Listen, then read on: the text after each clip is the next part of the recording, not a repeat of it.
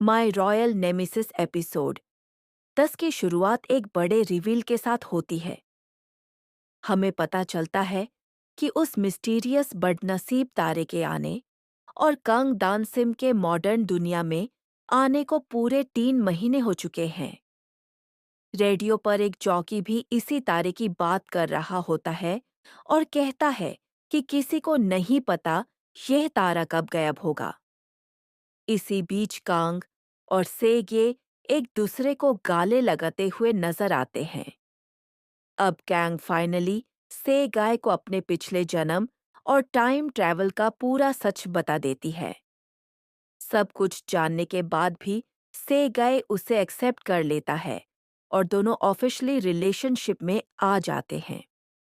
सेगे relationship को धीरे धीरे आगे बढ़ाना चाहता है क्योंकि कंग एक पुराने जमाने से आई है, लेकिन कंग उसकी सारी प्लानिंग फेल कर देती है और उसे प्यार से किसेस देने लगती है। तभी मैनेजर गू उन्हें देख लेता है और दोनों ऑकवर्ड हो जाते हैं। दूसरी तरफ से ये कांग के दिए हुए हर्बल मेडिसिन्स घर ले जाता है। वैसे तो उसे लगता है कि यह सब बेकार है, लेकिन फिर भी वह कांग की बात मान लेता है। कैंग ग्रैंडमा नाम से मिलती है और बताती है कि अब उसका नया मोटो है जिंदगी को पूरी तरह एंजॉय करना। ग्रैंडमा नाम इतनी इंस्पायर हो जाती है कि बहुत सारे एप्पल्स खरीदकर सबको बांटना शुरू कर देती है। लेकिन ग्वांगनम नोटिस करता है कि नीचे के एप्पल्स सारे खराब निकले। मतलब उनके साथ स्कैम हो गया। प्रॉब्लम यह है कि एक बॉक्स पहले ही सेगे को भेजा जा चुका होता है। सेगे गिफ्ट देखकर इतना खुश हो जाता है कि सन के सामने बस कांग की ही बातें करता रहता है। सन मजाक में पूछ लेता है कि क्या कैंग उसकी हेल्थ और स्टैमिना को लेकर टेंशन में है, और यह सुनकर सेगे तुरंत चुप हो जाता है। उधर मुंडो डालसू के सामने घुटनों पर बैठकर एक और मौका मांगता है, लेकिन डालसू उसकी कोई मदद नहीं करता। सेगे ये सब देखकर समझ जाता है कि डालसू कितना रल्थलेस इंसान है। जब तक मुंडो काम का था तब तक यूज किया गया और अब यूज साइड कर दिया गया। सेगे कंपनी की जिम्मेदारी लेने के लिए मान जाता है, लेकिन एक शर्त रखता है। वो ताई के साथ होने वाली शादी कैंसिल करना चाहता है। यह बात डालसू को बिल्कुल पसंद नहीं आती। थेरेपिस्ट जोंग ह्योन को लगता है कि मुंडो इतनी आसानी से हार मानने वाला नहीं है। इसलिए सेगे डिसाइड करता है कि अब वो पहले अटैक करेगा।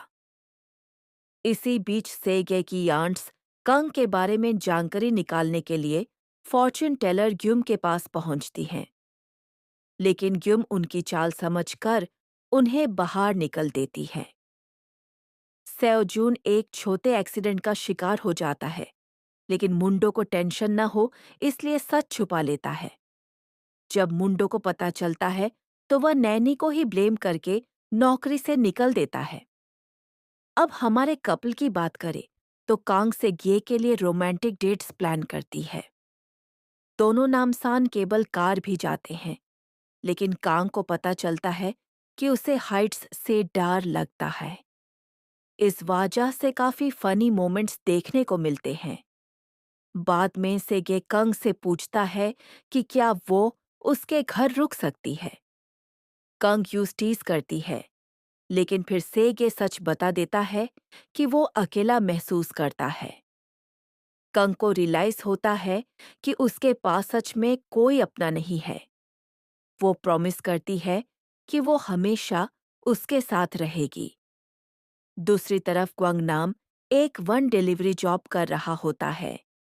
एक्ट्रेस जी ह्यो यूज अपना ड्राइवर समझ लेती है और रास्ते भर अपने हेटर्स के बारे में बुरा बोलती रहती है।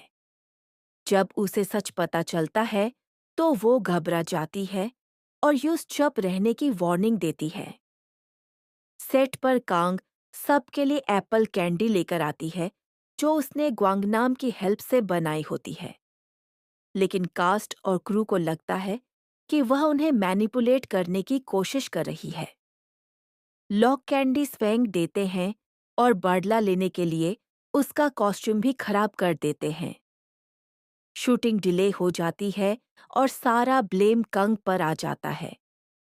बोर्ड मीटिंग में मुंडो के सपोर्टर्स डर रहे होते हैं कि सेगिए उन्हें निकाल देगा, लेकिन सेगिए सबको चुप करा देता है और मुंडो को चैलेंज करता है कि अगर हिम्मत है तो सामने आकर लड़े।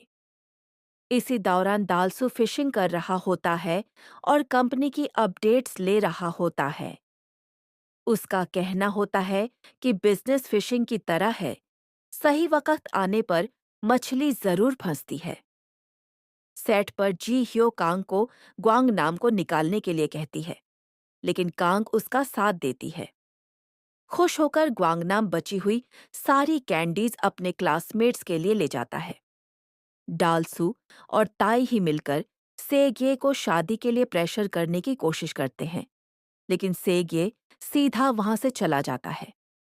थोड़ी देर बाद ग्रैंडमा नाम को फिर एक डेज्ड एपिसोड आता है। इसी मौके का फायदा उठाकर मुंदो उनसे रेस्टोरेंट खरीद लेता है। जब कंग को यह पता चलता है तो वह बहुत गुस्सा हो जाती है।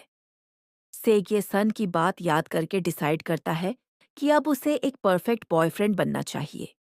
वो फूल खरीदता है और ग्रैंडमा नाम के हॉस्पिटल बिल्स भी पे करता है। ग्रैंडमा नाम और सेगे की मीटिंग काफी इमोशनल होती है। नम्रो पाटती हैं और कहती हैं कि सियोरी ने जिंदगी में बहुत कुछ अकेला झेला है। वो सेगे से उसका ख्याल रखने की रिक्वेस्ट करती हैं। इसी दौरान सेगे को रेस्टोरेंट की सेल डीड भी मिल जाती है, लेकिन कंग पहले ही एक्शन ले चुकी होती है। वह सीधा मुंदो के पास जाकर कह देती है कि अब वह उससे बिल्कुल नहीं डरती। एक फ्लैशबैक में हम पुराना किंग दिखाया जाता है, जो अपने फैसलों को देशभक्ति का नाम देता है और कंग से अपना साथ देने को कहता है। कंग मान जाती है क्योंकि यूस उम्मीद होती है कि एक दिन चोंगह्युन वापस महल लौटेगा।